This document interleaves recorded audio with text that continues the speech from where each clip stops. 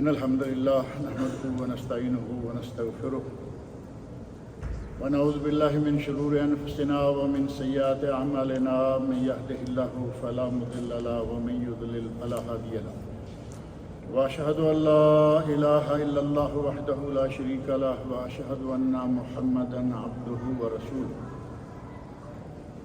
أما بعد فإن خير الحديث كتاب الله وخير الهدي هدي محمد صلى الله عليه وسلم وشر الأمور محدثاتها وكل محدثة بدعة وكل بدعة ضلالة وكل ضلالة في النار رب اشرح لي صدري ويسر لي أمري واحلل عقدة من لساني يفقهوا قولي رب أعوذ بك من همزات الشياطين وأعوذ بك رب أن يحضرون أعوذ بالله السميع العليم من الشيطان الرجيم والذاكرين الله كثيرا والذاكرات أعد الله لهم مغفرة وأجرا عظيما.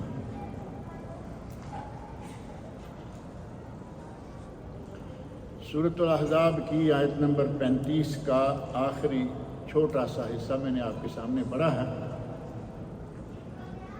یہ آیت کافی لمبی ہے اور یہ وہی آیت ہے جس میں اللہ رب العزت نے ان المسلمین والمسلمات والمؤمنین والمؤمنات مردوں عورتوں اسلام لانے والے ایمان لانے والے روزے رکھنے والے حتیٰ کہ ہر طرح کے نیک لوگوں کا مردوں اور عورتوں کا دونوں کا ذکر کیا اور آخر میں فرمایا والذاکرین اللہ کثیرا والذاکرات،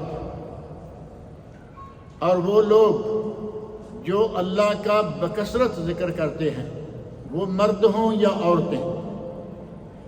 اعد اللہ لہم مغفرہ، اللہ نے ان کے لیے بخشش اور مغفرت کا وعدہ کر رکھا ہے.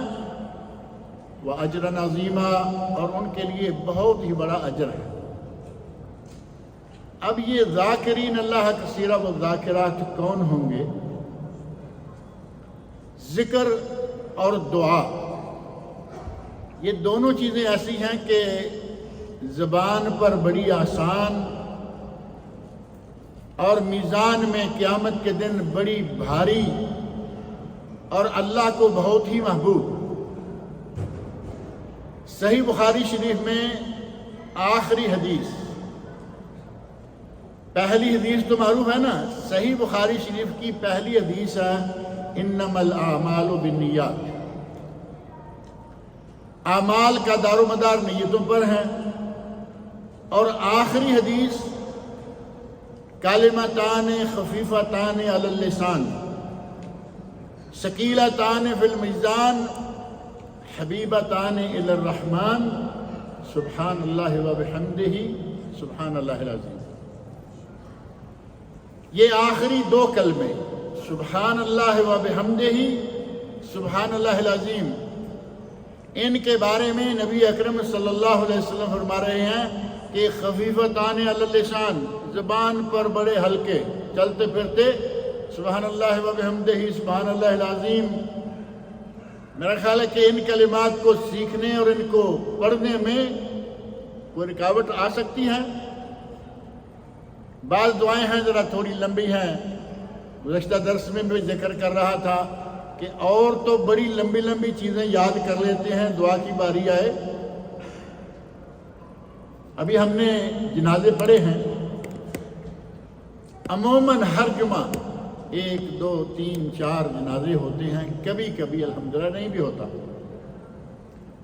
تو مسلمانوں میں سے آپ کبھی جائزہ لے کر دیکھ لیں، اچانک اپنے دفتر میں اپنے دوست و احباب کے حلقے میں اپنی مجلس میں بیٹھے لوگوں سے کہیں کہ بھائی آج ہم دعائے جنازہ ایک دوسرے کے سامنے پڑھتے ہیں. آپ دیکھ لیں گے کہ مسلمانوں کا کتنا تعلق ہے اپنے لوگوں سے. اب ظاہر ہے کہ کوئی بھی ایسا تو نہیں ہے نا جس کا کوئی عزیز مرتا نہ ہوگا. کوئی مالدار ہے تب بھی اس کو موت آتی ہے، کوئی فقیر ہے، امیر ہے، حاکم ہے، محکوم ہے، کوئی بھی ہے، موت تو سب کو آتی ہے. ہر کسی کے عزیز فوت ہوتے ہیں. کسی کا بہت قریبی ہو گیا، کسی کا دور کا ہو گیا، لیکن مسلمان تو فوت ہوتے رہتے ہیں، جنازے کا موقع ملتا رہتا ہے، لیکن آپ کو 70-80% لوگ وہ ملیں گے جنہیں دعا جنازہ نہیں آتی۔ کیا تحفہ دے کے یہ بھیجیں گے اپنی میت کو؟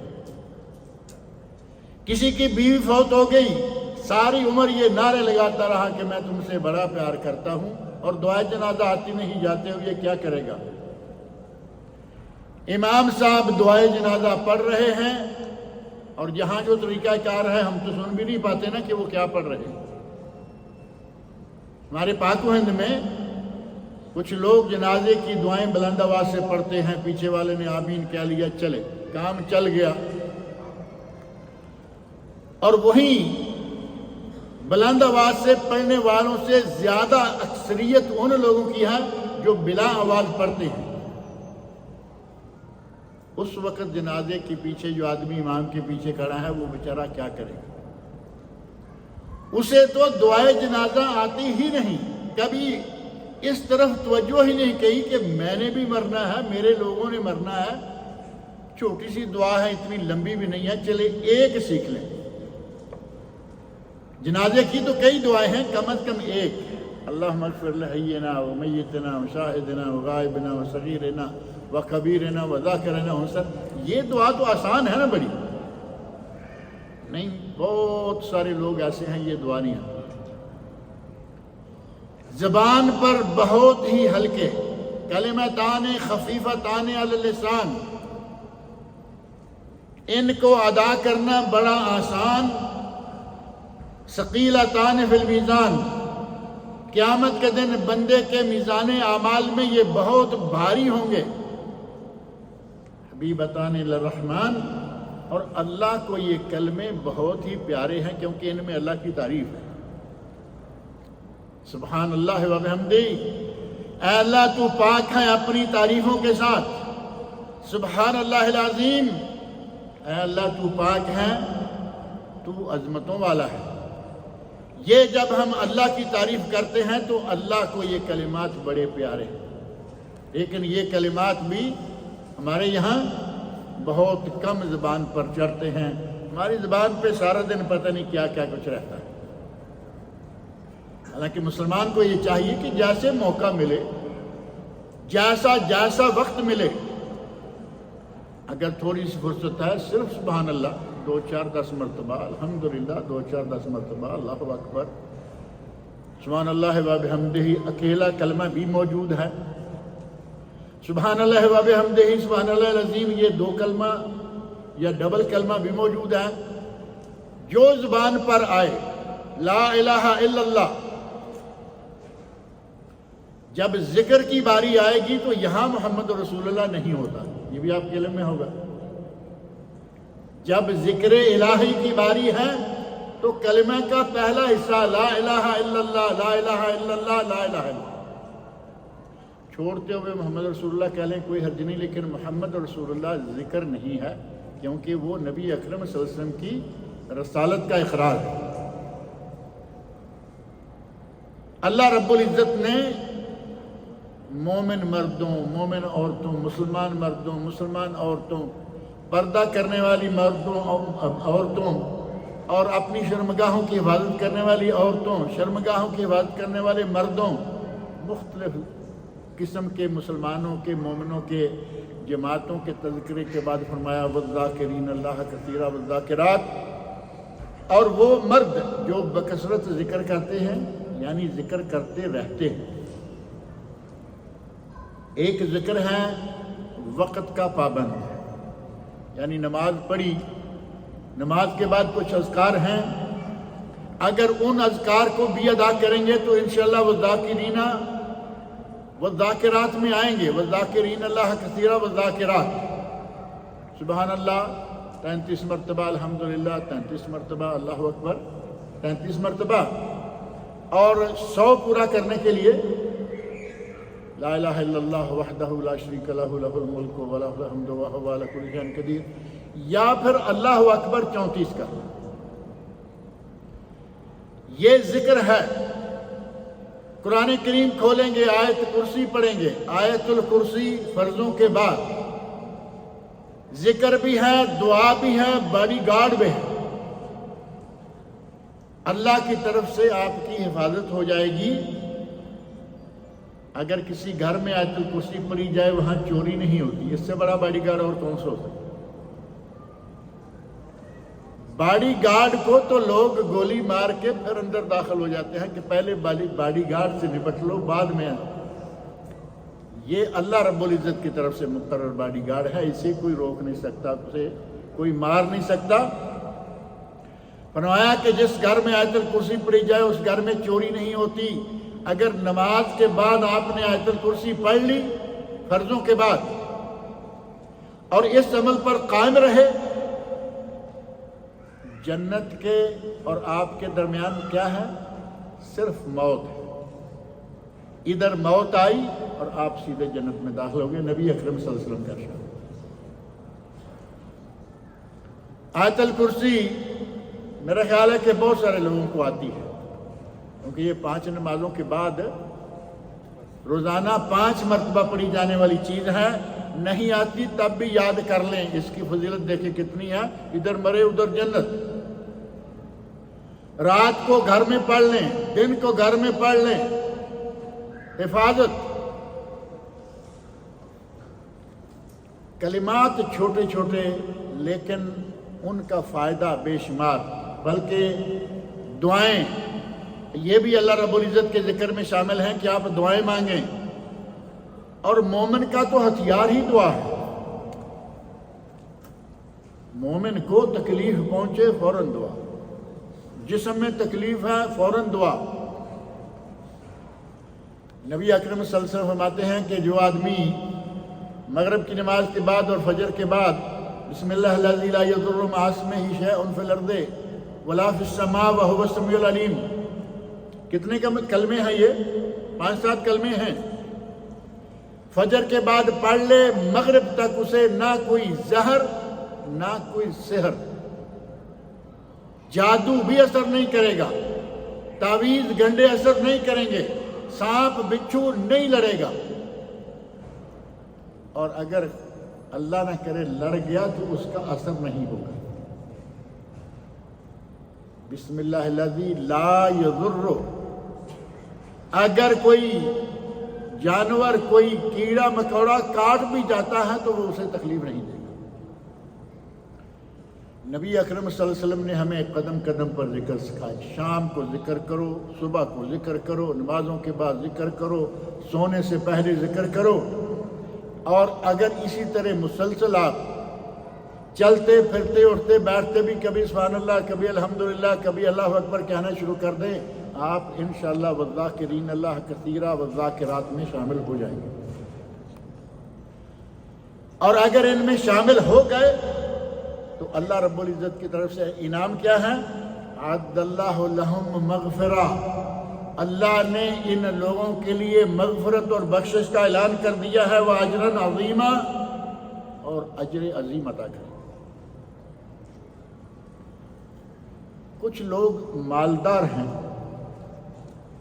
ان کو ثواب کمانے کے لیے مال سے بڑا فائدہ ملتا ہے، یتیم کو دیکھا اس کو دے دیا، بیوہ کو دیکھا اس کو دے دیا، کسی مسکین کو دیکھا اسے دے دیا، فقیر کو دیکھا اسے دے دیا، حاجت مند کی حاجت پوری کرتے، جیب ہے ماشاءاللہ بھری ہوئی ہے، بینک بھرا ہوا ہے، اس کے پاس پیسے کی کمی نہیں ہے، اور اللہ نے دل بھی اچھا دیا ہوا ہے کہ وہ خرچ کرتا رہتا ہے۔ اب ایک آدمی ہے، اس کا دل تو بہت اچھا ہے، اس کا جی چاہتا ہے کہ میں خرچ کروں، لیکن اس کے پاس ہے نہیں۔ یتیم کو دیکھتا ہے، دل میں تکلیف ہوتی ہے لیکن جیب خالی ہے۔ کسی بیوہ کو دیکھتا ہے، دل میں اذیت پہنچتی ہے لیکن جیب خالی ہے۔ کسی کو بھوکے مرتے ہوئے دیکھتا ہے، بہت دل کٹتا ہے لیکن جیب خالی ہے۔ اللہ رب العزت نے ان لوگوں کو بھی ثواب سے محروم نہیں رکھا ہوگا کہ صرف مالدار ہی دنیا میں ثواب لے جائیں گے، بلکہ حضرت ابو ہریرہ رضی اللہ عنہ حدیث کے راوی ہیں، وہ ابو ہریرہ رضی اللہ تعالی عنہ جن کے بارے میں کئی مرتبہ کہتا رہتا ہوں کہ وہ اکیلے 5000 حدیث کے راوی، کل صحیح احادیث جو جمع ہوئی ہیں آج تک صحیح احادیث وہ 16100 اور کچھ ہے۔ اگر 16150 کہیں تو بس یہ صحیح احادیث ہے۔ کل 16000 میں سے ابو ہریرہ رضی اللہ عنہ اکیلے 5000 حدیث کے راوی، انہی کی حدیثیں جو انہوں نے روایت کی ہے دیگر صحابہ نے بھی کی، لیکن ایک ہی شخص 5000 حدیث کا راوی، کتنا اللہ رب العزت کا احسان ہے۔ اور نبی اکرم صلی اللہ علیہ وسلم نے حضرت ابو ہریرہ رضی اللہ عنہ اور ان کی والدہ کے لیے دعا فرمائی تھی کہ یا اللہ ان کی محبت لوگوں کے دل میں ڈال دے۔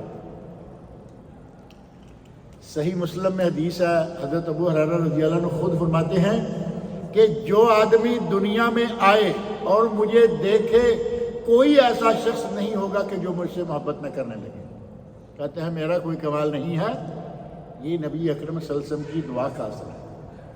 نبی صلی اللہ علیہ وسلم دعا کر کے گئے ہیں۔ وہی شخص بیان کرتے ہیں کہ نبی اکرم صلی اللہ علیہ وسلم کے پاس کچھ فقراء و مساکین آ گئے صحابہ کرام میں سے، اور ظاہر ہے کہ صحابہ کرام میں سے مالدار لوگ تو تھوڑے تھے نا، گنے چنے مالدار تھے، حضرت عثمان رضی اللہ عنہ تھے، عمر بن عاص رضی اللہ عنہ تھے، کچھ اور لوگ تھے۔ فقراء کے کہتے ہیں یا رسول اللہ یہ مالدار تو خرچ کرتے ہیں، پیسے صدقہ دیتے ہیں، زکوٰۃ دیتے ہیں، یہ کرتے ہیں وہ کرتے ہیں، اور ہم تو ہمارے پاس تو پیسہ نہیں۔ آپ نے ان کی بات کو سنا اور سمجھا کہ یہ کون سی بات کر رہے ہیں۔ ظاہر ہے کہ ان کی کوئی شکایت نہیں، دل میں تڑپ ہے، رشک ہے کہ ہمارے پاس بھی مال ہو اور ہم بھی مالدار لوگوں کی طرح تقسیم کریں۔ اور یہ تڑپ، یہ دل کے اندر رشک رکھنا جائز ہے، یہ کوئی مالداروں سے حسد نہیں تھا۔ صحابہ کرام رضی اللہ عنہم ان بیماریوں سے بہت پاک تھے جو آج ہمیں لاحق ہیں۔ ہمارا تو حال یہ ہے نا کہ کسی کو اچھی گاڑی میں جاتے دیکھ لے تو آنکھیں پھٹ جاتی ہیں، اس بیچارے کی گاڑی کا شاید راستے میں ایکسیڈنٹ ہی کیوں نہ ہو۔ نظر بات تو یہی ہے نا، حسد کرے ماشاء اللہ نہ کہے، یہ نظر بات کبھی گاڑی کو لے گئی، کبھی کسی انسان کو لے گئی۔ حتیٰ کہ نبی اکرم صلی اللہ علیہ وسلم فرماتے ہیں کہ میری امت کی آدھی سے زیادہ موتیں نظر بد کے نتیجہ میں ہوئی۔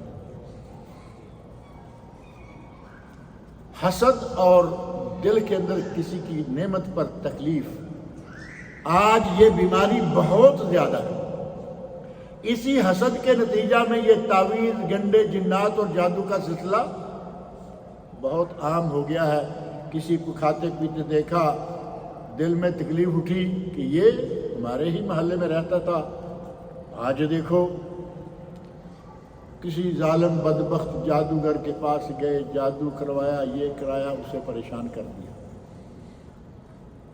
یہ بیماریاں آج بہت عام ہو گئی ہیں، لیکن صحابہ کرام رضی اللہ عنہ کے زمانے میں یہ چیزیں نہ ہونے کے برابر تھیں، معمولی ہے واقعات، کیونکہ وہ بھی تو انسان ہی تھے نا۔ تمام تر عظمتوں کے باوجود وہ انسان تھے۔ ایک آدمی کی نظر لگی، آدمی دیکھتے دیکھتے ہی ایسے گول ہو گیا۔ واقعہ ہے نا، نظر بھی لگ گئی ایک آدمی کی، زنا کے واقعات بھی چند ایک ہو گئے، چوری کے واقعات بھی چند ایک ہو گئے، لیکن چند ایک۔ ہمارا آج کا تو ماحول ہی بہت الگ ہے نا۔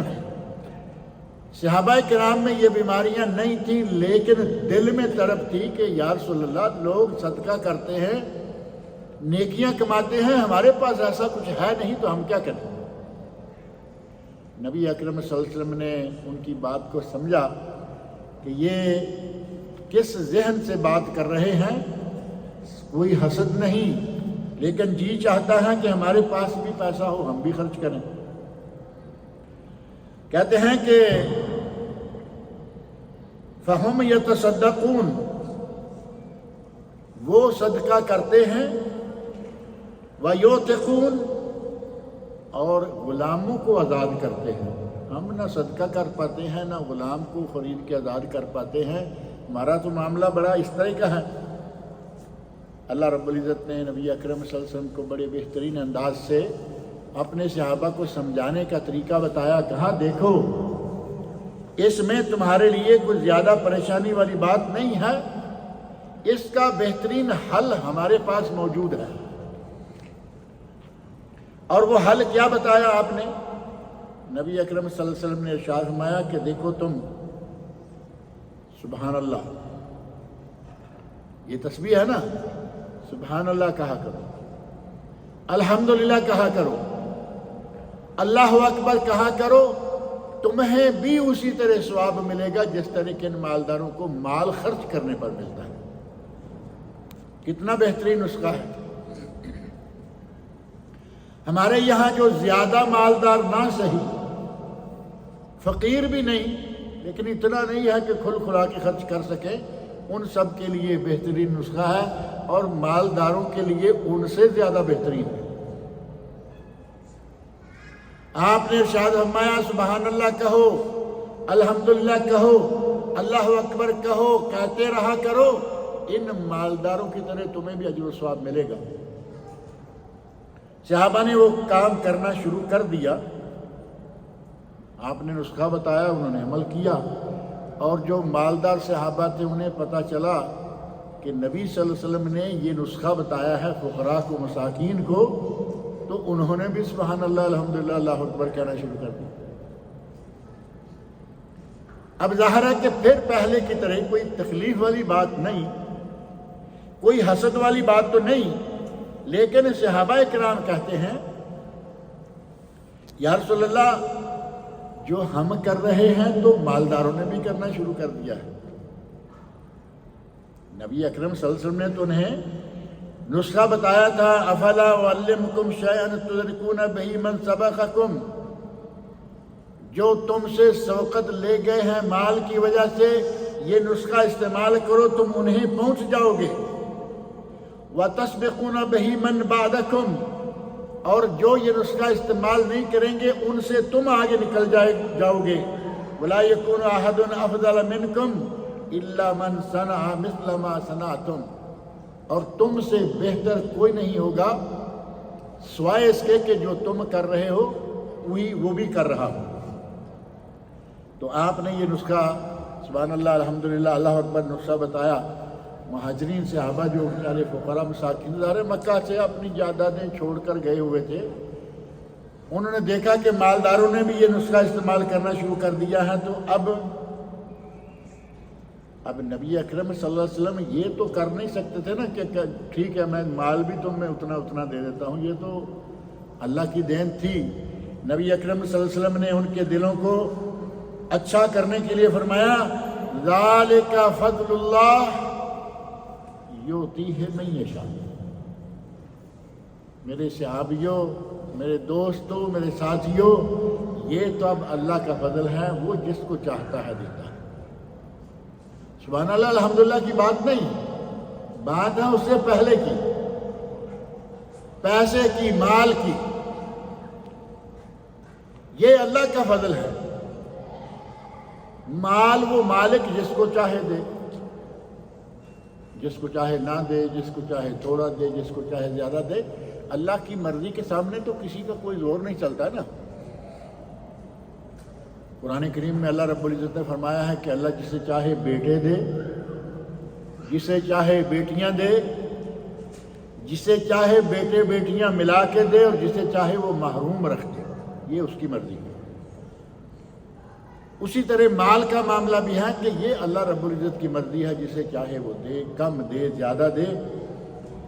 اللہ کے نبی صلی اللہ علیہ وسلم نے انہیں فرمایا کہ یہ اللہ کا فضل ہے، اور وہ جسے چاہتا ہے جتنا چاہتا ہے دیتا ہے، اس میں تمہارے لیے پریشانی والی کوئی ایسی بات نہیں ہے۔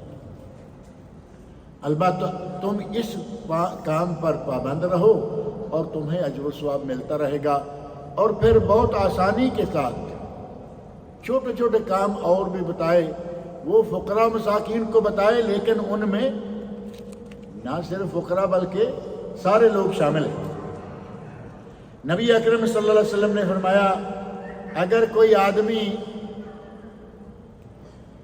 یہ حدیث میں نے کئی مرتبہ پہلے بھی ذکر کی ہے، وَفِي بُضْعِ أَحَدِكُمْ صَدَقَةٌ، اگر کوئی آدمی اپنی بیوی سے شہوت پوری کرتا ہے تو یہ بھی صدقہ ہے۔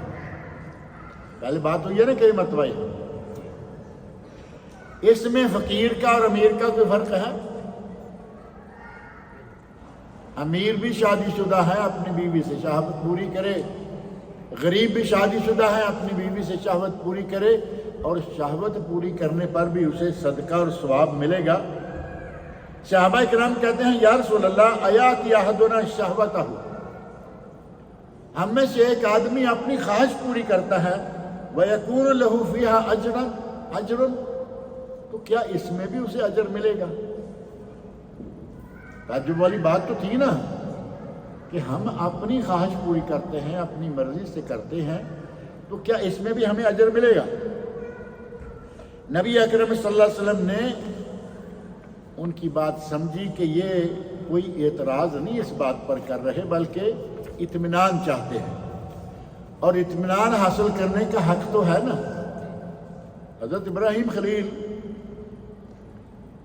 اللہ رب العزت سے کہتے ہیں رب ارنی کیف تحیی الموتى، اے اللہ مجھے دکھا کہ تو مردوں کو زندہ کیسے کرے گا۔ تو اللہ رب العزت نے فوراً کہا اولم تؤمن،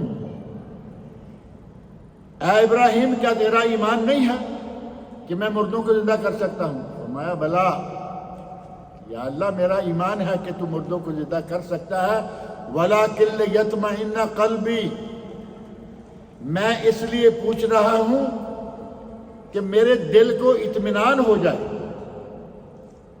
سنی ہوئی بات اور ہوتی ہے اور آنکھوں سے دیکھی ہوئی بات اور ہوتی ہے۔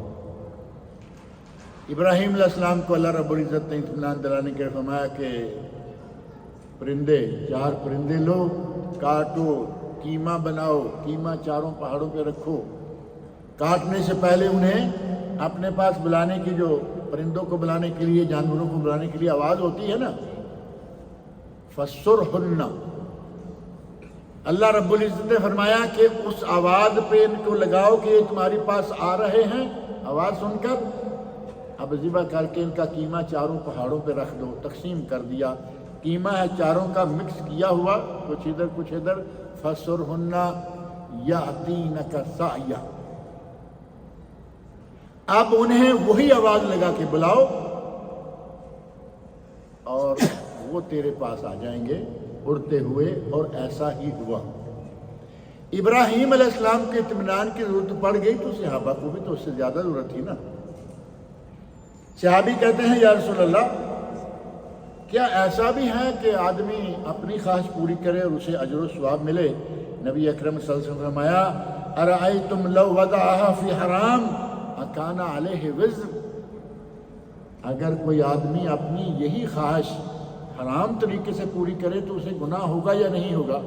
تو صحابہ کرام کہتے ہیں ہوگا، یعنی ایک انڈرسٹوڈ بات تھی کہ اسے تو گناہ ہوگا، زنا ہے، حرام ہے۔ تو نبی اکرم صلی اللہ علیہ وسلم فَكَذَلِكَ إِذَا وَضَعَهُ فِي الْحَلَالِ كَانَ لَهُ أَجْرٌ، اسی طرح جب وہ حرام سے بچتے ہوئے حلال پر اپنی خواہش پوری کرے گا تو اللہ اسے اجر و ثواب ملے گا۔ نہ مال کی ضرورت ہے، نہ دولت کی ضرورت ہے، شادی شدہ ہے، اجر و ثواب حاصل کرنے کا ایک طریقہ نبی اکرم صلی اللہ علیہ وسلم نے یہ بھی بتایا۔ اسی طرح آپ ارشاد فرماتے ہیں اذا انفق الرجل علی اہلہ یحتسبها فہو لہ صدقہ۔ اب یہ اجر و ثواب کمانے کا دوسرا آسان ترین طریقہ یہ ہے کہ ہم جب شادی کرتے ہیں، گھر والے بھی کہہ دیتے ہیں کہ پہلے تم ایک تھے، کئی لوگ تو پہلے سے کما رہے ہوتے ہیں، کما کے اپنا پیسہ جمع کر کے شادی کرتے ہیں، اور یہاں یہ بڑا رواج ہے، ہمارے ذرا کم ہے، ہمارے تو والدین بڑے خوش ہو کے اپنے بچوں کی شادی کر دیتے ہیں، یا عربوں میں ایسا نہیں ہے، پڑھو، فارغ ہو کے کام کرو، حق مہر کے لیے پیسے جمع کرو، ولیمے کے لیے پیسے جمع کرو، پھر شادی کریں گے۔ اب ایک آدمی شادی کرتا ہے تو ہمارے یہاں جو عادت ہے عموماً بزرگ کہہ دیتے ہیں کہ لو بھی دیکھو پہلے تم اکیلے تھے، اب تمہارے پاس ایک اور ہے، کل کو کچھ اور ہوں گے، بچے آئیں گے، اب ذرا محنت کر کے کماؤ۔ کماتے ہیں یا نہیں؟ کوئی کسی پر احسان نہیں، کماتے ہیں، کما کے لاتے ہیں۔ اگر صرف اتنا سا دل میں رکھ لیں کہ یا اللہ میں اپنے بال بچے کو حلال کما کے کھلانا چاہتا ہوں تیری رضا کی خاطر، تو یہ بھی صدقہ اور ثواب ہے۔ یعنی آپ نے تنخواہ لی، اپنے گھر والوں پر خرچ کی، بیوی پر خرچ کی، بچوں پر خرچ کی، ان کا کھانا، ان کا پینا، ان کے کپڑے پر خرچ کی، آپ کو پھر بھی ثواب مل رہا ہے، کیونکہ آپ کی نیت کیا ہے کہ اللہ رب العزت مجھے حرام سے بچائے اور میں حلال کماؤں، حلال کھاؤں اور اپنے بچوں کو حلال کھلاؤں، یہ بھی صدقہ۔ اور اسی طرح نبی اکرم صلی اللہ علیہ وسلم ارشاد فرماتے ہیں علی کل مسلم صدقہ، ہر مسلمان پر روزانہ صدقہ کرنا ہے، یعنی صدقہ کرنا چاہیے۔ فقالوا یا نبی اللہ من لم یجد، اے اللہ کے نبی ایک آدمی کے پاس ہے نہیں تو کہاں سے کرے گا؟ اب ایک آدمی کے پاس پیسے ہی نہیں ہیں تو روزانہ کہاں سے وہ صدقہ کرے گا؟ نبی اکرم صلی اللہ علیہ وسلم فرماتے ہیں یعمل بیدہ فینفع نفسہ، ینفع نفسہ، آدمی اپنے ہاتھ سے کام کرے، محنت کرے، مزدوری کرے، دفتر میں ملازمت کرے، کچھ بھی کرے، کمائے اور اپنے اہل و عیال پر خرچ کرے، اور جو بچ گئے تھوڑا بہت صدقہ بھی کرے۔ اب حدیث سے تو معلوم ہوتا ہے کہ اپنے گھر والوں کے لیے بچا لے، باقی صدقہ کر دے، لیکن یہ سارے کا سارا نہ بھی کرے۔ ہمارے یہاں تو الحمدللہ لوگ اچھی تنخواہیں لیتے ہیں، کچھ کما کے گھر میں لائے بچوں کے لیے، اور کچھ نہ کچھ روزانہ، دوسرے دن، چوتھے دن۔ بعض لوگوں نے اپنے گھروں میں ایک خزانہ ہوتا ہے یا کیا، کوئی کائنز ڈالنے کے لیے یا نوٹ ڈالنے کے لیے، کیا اس کا نام ہوتا ہے؟ غلہ۔ غلہ تو خیر گندم چاول کو بھی کہتے ہیں، اسے بھی غلہ کہتے ہیں، یا ایک ڈبہ کہہ لیں۔ کوئی چندہ اکٹھا کرنے والوں کے لیے ڈبے ہوتے ہیں نا ہمارے یہاں پاک و ہند میں، بسوں میں، گاڑیوں میں ڈبہ ہے، مسجد کے لیے یہ ہے، اسی طرح گھر کے اندر رکھا ہوا ہے۔ اس میں بچے بھی اور بڑے بھی، جس کو جو توفیق ہوتی ہے وہ ڈالتا رہتا ہے، روزانہ کی بنیاد پر، یا جب بھی گنجائش ہے، گزرتے ہوئے ڈبہ دیکھا اس میں کچھ ڈال دیا۔ قطرہ قطرہ میشوت دریا، قطرے قطرے سے دریا بن جائے گا، کنکر کنکر سے پہاڑ۔ ہندو تو میرا کہتا ہے نا کنکر کنکر میں شنکر، اور ہمارے صوفیوں نے ہندوؤں سے یہ لیا ہوا ہے۔ وہ بھی کہتے ہیں کہ اللہ ہر جگہ، ہر حال میں، ہر کسی میں موجود ہے۔ یہ کنکر کنکر میں شنکر اور اللہ ہر جگہ موجود ہے، یہ ہندوؤں والا عقیدہ۔ کنکر کنکر سے پہاڑ بن جاتا ہے اور قطرے قطرے سے دریا بہ جاتا ہے۔ یہ غلہ جو گھر میں رکھا ہوا ہے، یہ ایک اماؤنٹ بن جائے گا، ایک مبلغ بن جائے گا۔ مہینے بعد کھولیں، سال بعد کھولیں، فقراء مساکین کے لیے صدقہ کریں، آپ کو اجر و ثواب ملے گا۔ اگر کوئی آدمی نیت یہ رکھے کہ میں حلال کما کے لاؤں گا، اپنے بچوں کے لیے حلال کھلاؤں گا ان کو، اللہ رب العزت اس کے لیے یہ بھی صدقے کی کام کر دیتا ہے۔ کمانا اپنے لیے، کمانا اپنی بیوی کے لیے، کمانا اپنے والدین کے لیے، بہن بھائیوں کے لیے، کمانا اپنے بال بچوں کے لیے، اور ثواب اللہ تعالیٰ نے دینے کا وعدہ کر رکھا ہے۔ نبی اکرم صلی اللہ علیہ وسلم کا ارشاد، صحابی کہتے ہیں یا رسول اللہ اگر کسی کے پاس کوئی پیسہ نہیں ہے تو فرمایا ہاتھ سے کام کرے، اپنے آپ کو فائدہ پہنچائے اور صدقہ بھی کرے۔ کہا کہ اگر کوئی کام وہ بھی نہیں کر سکتا، ایسے لوگ بھی تو ہیں نا یقیناً کہ ان کو کام مل نہیں رہا، تلاش کر رہے ہیں، کام نہیں، پیسہ نہیں، تو نبی اکرم صلی اللہ علیہ وسلم فرماتے ہیں یعین ذا الحاجت الملہوف، کسی ایسے آدمی کو دیکھتا ہے کہ اسے اس کے تعاون کی ضرورت ہے، کیش نہ صحیح، تعاون کی تو بہت شکلیں ہوتی ہیں نا. ایک آدمی وزن اٹھائے جا رہا ہے، اس کے ساتھ تعاون کر دیں. آپ نے دیکھا بوڑھی خاتون ہے، وہ بازار سے بیچاری سبزی لا رہی ہے، وہ جدھر سبزی ہے ادھر ہی وہ لٹکی چلی جا رہی ہے، اسے سبزی پکڑ لیں، جہاں تک آپ نے جانا ہے وہاں تک لے جائیں. یہ ہے کسی حاجت مند کی حاجت کو بغیر پیسے کے پورے کرنا. اور اس کی ایک نہیں سینکڑوں شکلیں ہمارے معاشرے میں موجود ہیں کہ آپ کس کس طرح تعاون کر سکتے ہیں، اور یہ کوئی اتنا مشکل نہیں ہے. صحابی کہتے ہیں یا رسول اللہ اگر وہ یہ بھی نہ کر سکے، اس میں یہ بھی طاقت نہیں ہے، تو فرمایا فَلْيَعْمَلْ بِالْمَعْرُوفِ، نیکی کا حکم دے، برائی سے روکے. اب یہ تو زبانی کرنا ہے نا، زبانی بھی کرنا ہے اور طریقے سے بھی کرنا ہے. یہ بھی نہ ہو کہ آپ نیکی کمانے کے چکر میں کہیں سے پھینٹی کھا لیں. پھینٹی تو سمجھتے ہیں یا نہیں؟ یعنی آپ نے کسی ایسی جگہ پہ بات کی اور ایسے انداز سے کی کہ اگلے نے مارنا شروع کر دیا. نیکی کا حکم دیں جس طرح قرآن کریم نے فرمایا ادعو الی ربک بالحکمہ والموعظۃ الحسنہ، حکمت و دانائی کے ساتھ، بہترین طریقے کے ساتھ اور خیر خواہی کے ساتھ. یعنی کسی کے گلے نہ پڑیں. کسی کو الٹے ہاتھ سے پانی پیتے دیکھ لیا، عام طور پر ایسے کھولتے ہیں لوگ، ایسے ہی شروع ہو جاتے. اب آپ جا کے سیدھا اس کے گلے پڑ گئے تو اس نے جوڑ دیا. آپ گلے نہ پڑے، حکمت دانائی سے اچھے طریقے سے اسے سنت کیا ہے وہ بتائیں، وہ یقیناً عمل کرے گا اور مانے. امر بالمعروف اور نہی عن المنکر. صحابی کہتے ہیں یا اللہ اگر کوئی یہ بھی نہ کر سکے، یا رسول اللہ اگر کوئی یہ بھی نہیں کر سکتا. اب یہ تو ہر کسی کے بس کی بات نہیں ہے نا. تو نبی اکرم صلی اللہ علیہ وسلم نے نیکی کمانے کا، صدقہ کمانے کا آخری طریقہ بھی بتا دیا، وَلْيُمْسِكْ عَنِ الشَّرِّ، کم از کم لوگوں کو اپنے شر سے محفوظ رکھے. لوگوں کو تکلیف دینا، اذیت پہنچانا، گالیاں دینا، راستے میں کچھ ایسے کوئی نہ کوئی چیز پھینک دینا. بعض لوگوں کی عادت ہوتی ہے چلتے پھرتے کچھ کھایا پھینک دیا.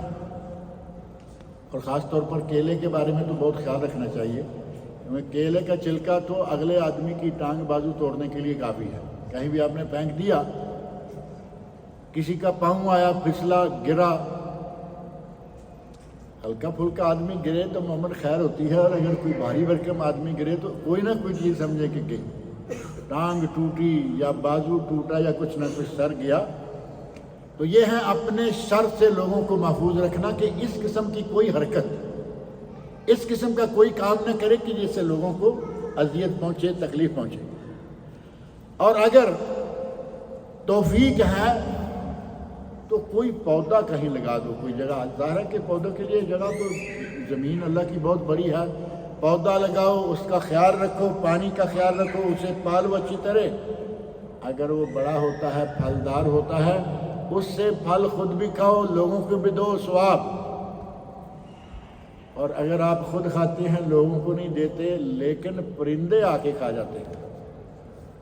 اب اس کے لیے تو میرا خیال ہے آپ کے ہاتھ میں بھی یہ نہیں ہے نا کہ ان کو روک پائیں گے.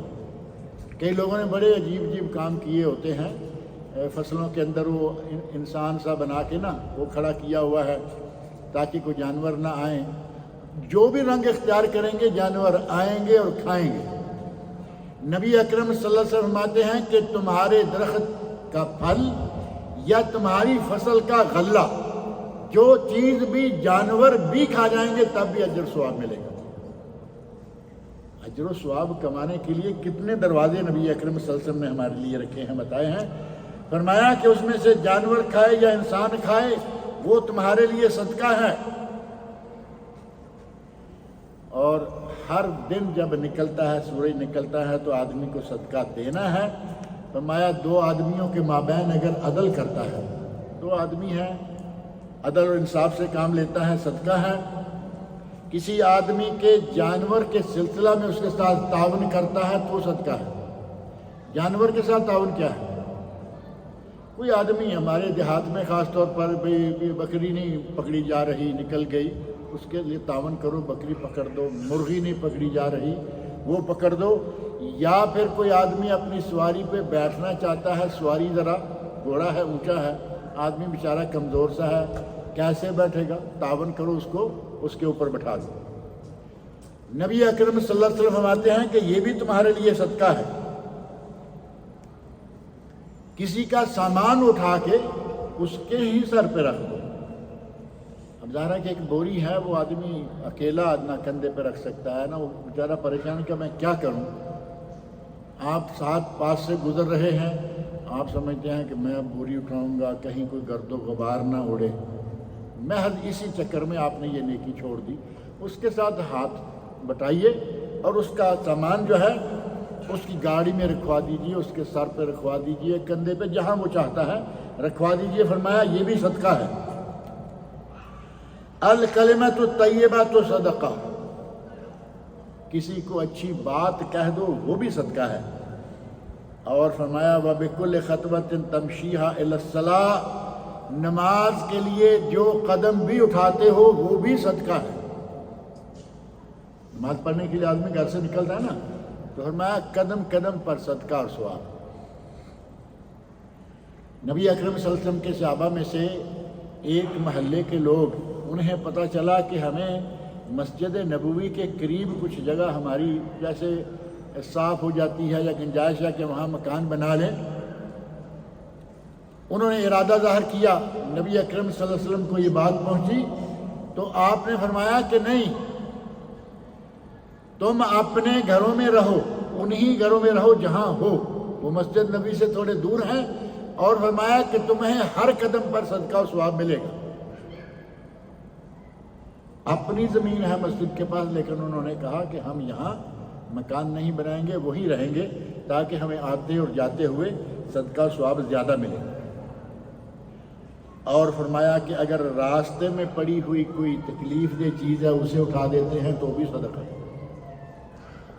کوئی بڑی چیز نہ صحیح، ایک چھوٹا سا کنکر آپ نے دیکھا راستے میں پڑا ہوا ہے، وہ کنکر کبھی کسی کے ٹائر پہ لگا تو ٹائر پھاڑ دے گا، ایسے کنکر بھی ہیں نوکدار، کسی کو گرا دے گا، آدمی اس کے اوپر سے لڑک جائے گا، اذیت پہنچے گی، اسے دور کر دو، یہ بھی صدقہ ہے۔ کوئی کانٹے دار جھاڑی، بعض دفعہ راستے میں کوئی ایسی چیز پڑی ہوئی ہے اٹھا دو۔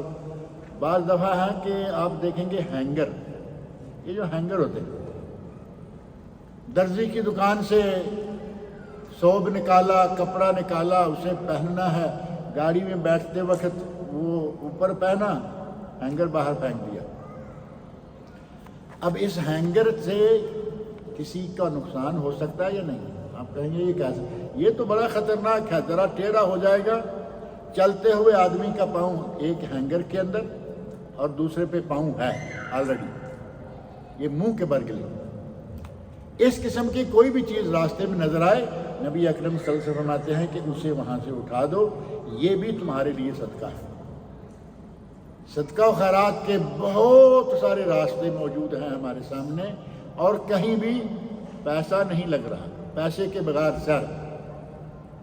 صرف نیت چاہیے کہ آدمی نیت کرے کہ میں نے یہ صدقہ کرنا ہے، کما کے کھانا صدقہ، جمع کرنا صدقہ، قدم قدم پر صدقہ اور ثواب مل سکتا ہے، لیکن ہمارے ساتھ ہماری نیت جو ہے وہ ہونی چاہیے۔ اللہ رب العزت سے میری دعا ہے کہ وہ مجھے اور آپ سب لوگوں کو ہر وہ نیک کام کرنے کی توفیق عطا فرمائے جو ہمارے بس میں ہے۔ جو بس میں نہیں ہے اس کی تو نہ ہمیں پوچھ ہوگی، نہ کوئی ہمیں پوچھے گا۔ ہمیں ہمارے بس کے کام ہمارے سامنے نظر آ رہے ہوتے ہیں لیکن توفیق نہیں ہوتی۔ اللہ تعالیٰ ہمیں ان کی بھی توفیق عطا فرمائے۔ اللہ تعالیٰ مجھے اور آپ سب لوگ کو نیک عمل کی توفیق سے نوازے۔